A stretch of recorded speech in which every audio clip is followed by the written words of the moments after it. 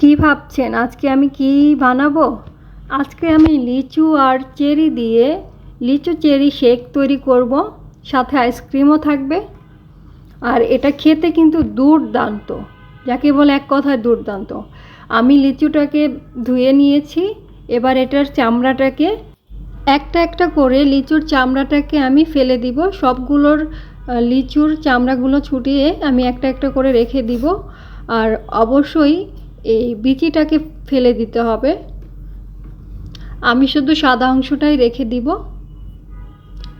আপনারা যারা বাহির থেকে বাসায় আসবেন আর যদি হাতের কাছে এই চেরি আর লিচুর শেকটা পাওয়া যায় তাহলে তো কথাই হবে না, শরীর মন দুটোই ঠান্ডা হয়ে যাবে।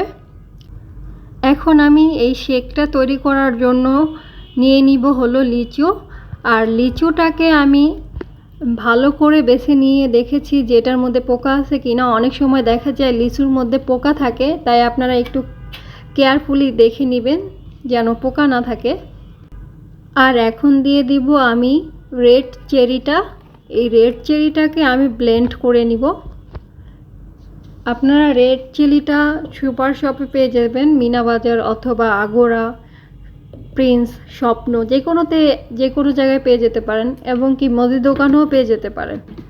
আপনাদের কাছে যদি এই রেড চেরিটা না থাকে তাও সমস্যা নেই, শুধু লিচু আর আইসক্রিম দিয়েও এই শেকটা তৈরি করতে পারেন। লিচু শেক হয়ে যাবে তখন। এখন আমি এই চেরি আর লিচু শেকটা তৈরি করে নিব।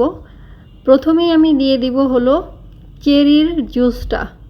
চেরিটাকে আমি ব্লেন্ডার করে রেখেছিলাম, ওটার জুসটাকে আমি প্রথমে এটার মধ্যে দিয়ে দিব।